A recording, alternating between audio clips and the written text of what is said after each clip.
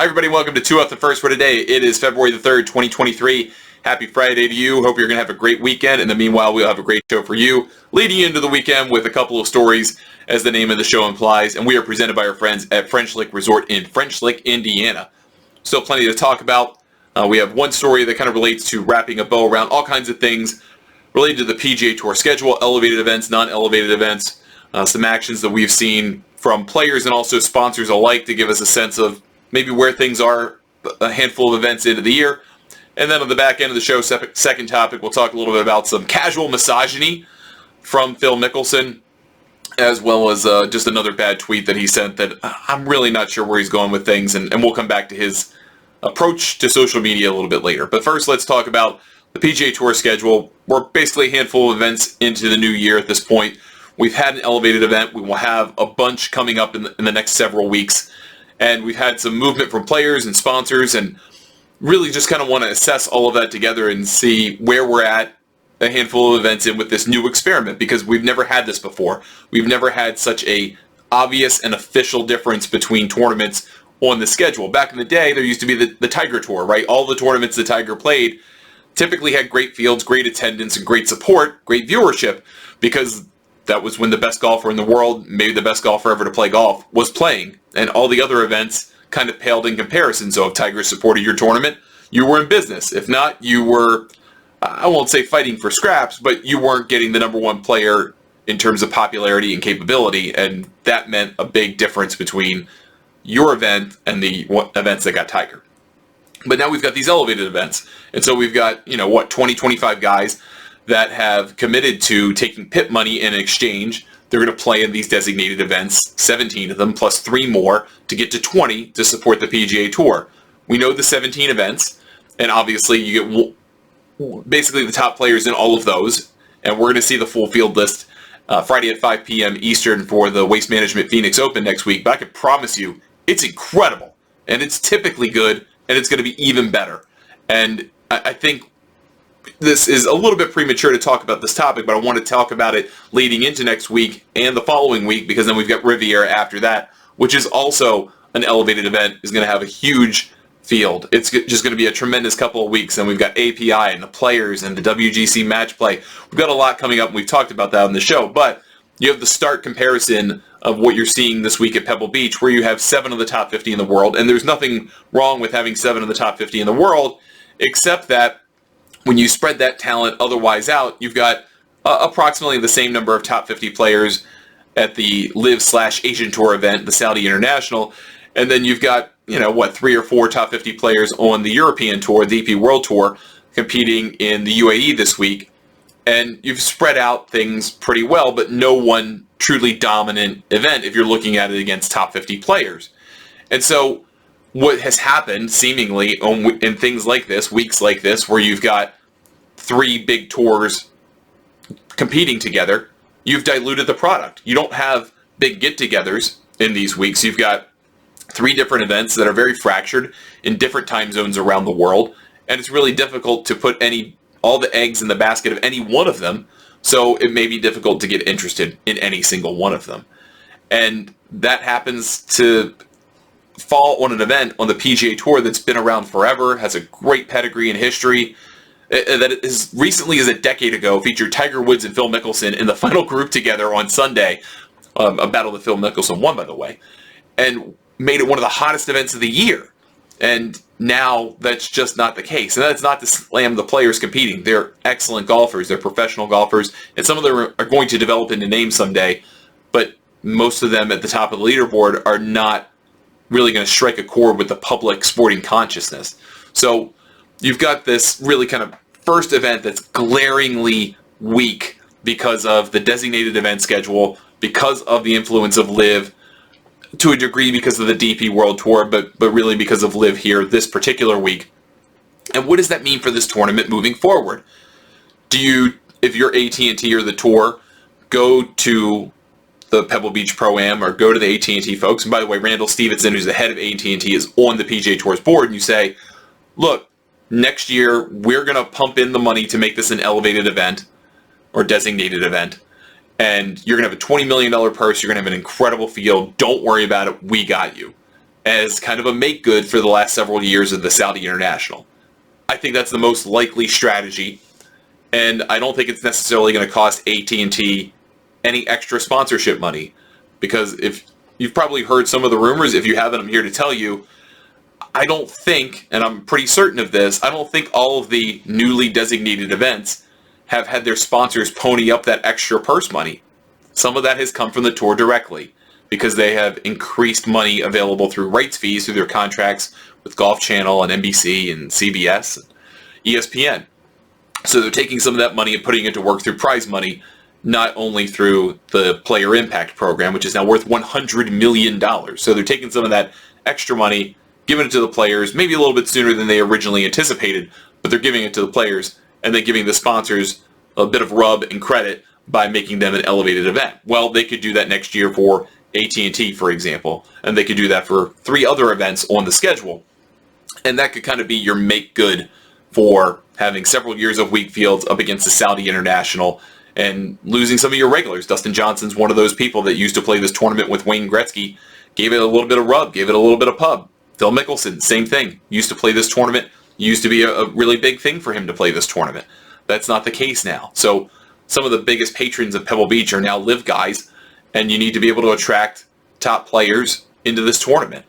AT&T is a huge supporter of the PGA Tour, so you kind of have to do that. And I think if we're being realistic, in 2024 or 2025, this is going to be an elevated event. And it may turn out to be one in the long haul. I don't know. But the West Coast swing is also so loaded right now because it seems like the player's strategy is to get out of the way the 3 events that get them to 20 that aren't elevated events, aren't designated events, and doing that as soon as possible. John Rahm has done it already. He did the CJ Cup, and then he did the Farmers Insurance Open and the Amex. Now he's done. He can play the rest of his schedule, and he doesn't have to worry about adding another tournament or finding another tournament elsewhere. He has some flexibility to add if he wishes, but he doesn't have to do any more. And I think other top players have seen the light on that and are like, hey, I could get that out of the way now and then give myself some freedom later. So the early season tournaments may take on added importance. And if you have your pick of the litter between playing at the American Express or playing in the Clambake or playing at Torrey Pines, everyone's going to have their different opinion, but I think there's going to be a lot of favor to those tournaments in San Diego and the California desert compared to Monterey. And that's not because Pebble Beach isn't amazing. It's just because it's a little bit easier. The money is not exactly the same, but it's more or less the same. So I think what the PGA Tour has to do, again, is go and say to AT&T, we're going to elevate you. We're going to put you as a designated event. We're going to jack up the purse to $20 million. And you can have the opportunity to do this permanently or not, but, we'll give you that ample opportunity to do so. And a great example of why they should do that is not only the live guys that are gone, but think about a guy like Davis Thompson, who almost won in the desert, gave a great challenge to John Rahm at the Amex, and he got into and realized he got into next week's Phoenix Open on the back of a sponsor exemption. Well, he withdrew right away from Pebble Beach because he didn't want to play 5 in a row, and he knew he had a crack at a double, worth more than double the prize money next week. So why is he going to play this week too? If he wants to get the most out of himself, he wants to avoid playing 5 in a row, because if you look at data on the PGA Tour, players who play more than 3 weeks in a row, their performance falls off precipitously once you get to week 4, week 5, and beyond. So he's going to break the cycle, take a week off, and then show back up at Phoenix, and hopefully he does well for himself, and maybe he finds a way into Genesis, which is another $20 million event, or into the API, another $20 million event. He's going to be in the Players, $25 million event. So you're creating this world where there's a stark contrast between getting into the designated events and playing an otherwise non-designated schedule, or hoping that you get into them. And then you've got, on the title sponsor side of things, you've got the World Golf Championships effectively going away as we know them after this year, because Golf Week reported that Austin Country Club is not going to host this event moving forward. The PGA Tour is picking up and moving out of town. And Dell is out as sponsor, because Dell wanted to bring in Intel as a presenting sponsor, have dual sponsors. By the way, Intel's business is hurting severely right now but they wanted to have them come in and be a presenting sponsor, and the tour said no, which means they're fine with killing off the match play as you understand it, as we've understood it for 25 years, and the WGCs are toast if that's the case, because the WGC in China is never coming back, no matter what anyone says that there's still a contract out there. It's not coming back, just not going to happen. So that's also a reality too, which means there's room for another designated event. Could that event be another rotating one? Could be 5 a year. Could it be one more permanent event? You've got the Houston Open, which Jim Crane, who owns the Houston Astros, has been a huge part of it. He's had a lot of influence and has tried to pressure the tour into bringing the Houston Open back from the fall into some part of the March part of the schedule in hopes that it could restore itself to kind of a pre-Masters lead-in like it was for years. It sounds like there's a good chance of that happening. But then there's also the CJ Cup, which has been played in the United States after its initial run in South Korea. And it seems like that's probably going to be the way this tournament goes moving forward as an American event. Well, they want out of the fall because they don't want to have to deal with fall series stuff or whatever that's going to look like, and we don't know what that is. So they could also want to seek a spot in the part of the schedule where the Stars are going to play from January through the end of August or early September. So there might be another opening there for another designated event that's willing to kind of put up the money or take the money from the tour if it's a subsidy to be able to be a designated event next year. So there's a clamoring among several events that want to be in that space. They want the top players. They want to guarantee the top players by being involved and putting on that purse. And then you've got tournaments that are happy to be in the fall. Sanderson Farms is a community-based tournament. It's been there for a half century. They're not worried about getting the best players in the world. They're going to have a great time regardless of who plays. So there's a kind of stark contrast between the different types of tournaments on the PGA Tour, but we're starting to kind of see the machinations of all of that between how players choose their schedule, which sponsors choose to stay and go, which sponsors want to take their place and where on the schedule, and how all of that's going to work out. There's still a lot to be decided, but the early returns are, this is just the beginning of some tumult in the schedule, and I think there's a lot to figure out about that. All right, second story today is Phil Mickelson. Phil Mickelson has kind of gotten back on social media in the last couple of weeks, sent a very nice tweet kind of out of nowhere about the Dubai Desert Classic last week. You know, oh, it's very exciting, enjoying watching it, and you should watch it on Golf Channel, you know, tomorrow for the final round. Like, what? Why are you sending a promotional tweet for the DP World Tour? That doesn't make any sense. They're not Saudi-backed. It's not live-related. I didn't really understand, but hey, he is also just a guy that watches golf. So he could be interested in that. But he was over in Saudi Arabia sending these tweets because he's getting ready, or was getting ready at the time, for the Saudi International, which is the first tournament of the year on the Asian Tour schedule. It is effectively the 15th LIV event because everyone in LIV is going to play it, and some prospective LIV players, the guys that haven't even announced yet, are playing it. Think about Mito Pereira, Sebastian Munoz is out the door, and then there's going to be a full court press on Cameron Young, who's probably the one standout PGA Tour player that's most susceptible to potentially joining LIV. They're probably doing that this week as we speak. However, Phil just seemed to kind of get out there and start sending tweets that didn't make a whole heck of a lot of sense. And one of those tweets was shared and then deleted not too long after, when he shared a tweet saying that the Saudis, and in particular the Saudis and Public Investment Fund, should be lauded for offering equal purses at the Saudi International this week on the Asian Tour and the Ladies Saudi International on the Ladies European Tour next week. They're both $5 million purses. The $5 million purse for the Saudi International is really just kind of the beginning. I mean, you get $1 million if you win, but a lot of the players in the 126 player field are paid very handsomely in appearance fees for showing up. So they're well ahead before they ever show up. And that's true. But that's not necessarily the case for the Ladies Saudi International. The $5 million purse is a huge deal to the Ladies European Tour, where the average purse is often $300,000 or $400,000. So you're talking more than 10 times the average routine purse that's not a major on the Ladies European Tour. So of course, it's a 70-player field, but for the 60 players that aren't among the exemptions, the invitees, the LPGA stars, so to speak, that's a huge amount of money.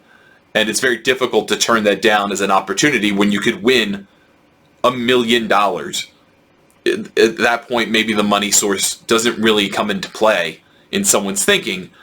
And at the same time, because of the money disparity between the LPGA and the PGA Tour, it seems a lot more of a susceptible issue for the Saudis to kind of pick at because of their reputation with women's rights and how they treat women, how they treat anybody really, but also because the pay disparity between men and women as professional golfers is still stark, still by a factor of 5 or 6 between the LPGA and the PGA Tour, and that's not gotten really any better because of all the money that has come into the game, even on the LPGA side of things.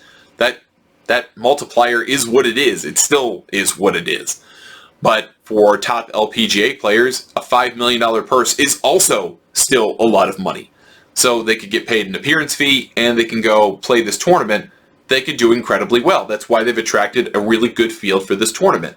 So Phil tweeted about it saying, well, there's a lot of talk in golf about equal prize money, and the Saudis are doing something about it by having equal prizes between the Asian Tour event and the Ladies European Tour event. And of course he got ripped savagely by people left and right because that doesn't kind of pass muster in terms of the Saudis being lauded as for equal rights and liberators, so to speak.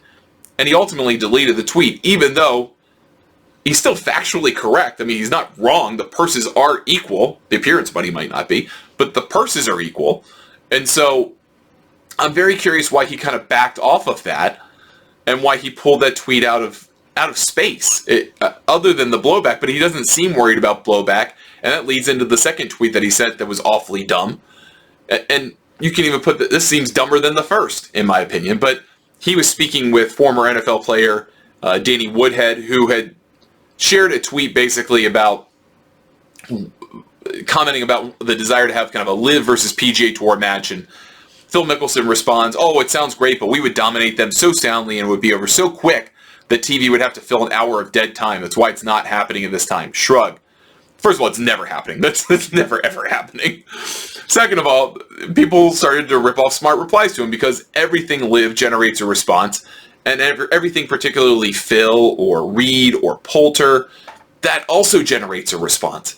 And so this person's account, Shark Winger David Clark, responded with a smart alecky response.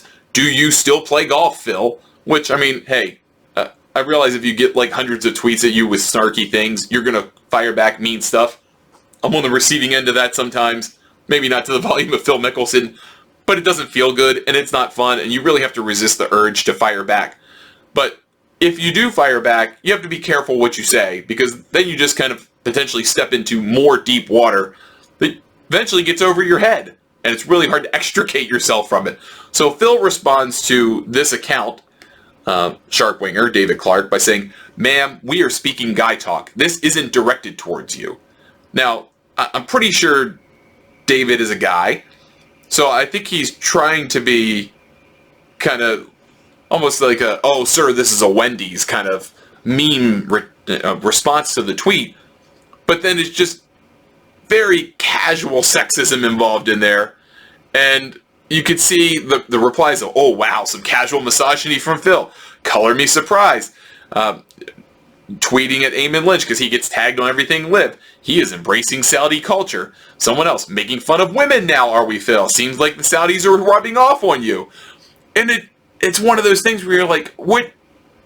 How did you arrive at, when you're typing this out on your phone or whatever, on your, God forbid, your computer, and then you hit send and you're like, "That's a good one," and you didn't even delete that one. That one's still out there. I can read it right now. It's what I'm reading to you. It's not a screenshot. So I'm kind of concerned about Phil's mindset. I mean, I am anyway, but he was saying leading into the tournament, he's back to his high school weight, and he, looks fine. I mean, for a guy, 52, 53 years old, he looks like he's in good shape, but at the same time kind of looks emaciated. I don't know. It just doesn't seem like he's in the best state of mind. And then you go and play the Saudi International, the results aren't good, and you start to kind of get all of this analysis where you're like, all right, Phil, like, come on, man, you can't, you're just damaging your reputation every single day, and it's not good, because someday, I assume LIV is not going to be forever, And someday, even if it is forever, Liv's not going to be with Phil Mickelson forever. He's going to eventually stop playing whenever this contract ends. He's just going to be done with golf. And you're going to have to walk away from that and then resume just being Phil Mickelson, an incredible golfer, Hall of Famer, 6-time major winner. And then you go and say, well, but those last few years, what the heck were you doing? And will that lead to some kind of mea culpa tour? Will he just go away? Will he try to refurbish himself and try to position himself as a guy who just kind of went through a dark period? I don't know. But it feels like we're getting more and more clues that Phil's just not in the best place. And I'm sure Liv fixed some things with some money, but I don't think it fixed everything. And as someone who really enjoyed watching Phil Mickelson play golf for a really long time, that's pretty disappointing. I know Phil is a little bit different in public than he is in private, and maybe some of that difference is starting to kind of come out. The private Phil is starting to become a little bit more of the public Phil. But even still, for a lot of people who've never seen that and experienced it, it's kind of a bummer. And I don't know. I don't know how you fix it, but it is kind of disappointing to see. That's going to do it for us today on 2 Off the First. Thank you so much for watching or listening to the show. If you catch us on a podcast platform, please give us a nice review, leave some comments. That'll help us reach more people. If you're watching us on YouTube, smash that like and subscribe. We appreciate that too. And if you're catching us anywhere else, thanks so much for spending some of your day with us. We'll be back on Monday with another episode of 2 Off the First. Hope you have a great weekend. Enjoy the golf, and we will see you on Monday.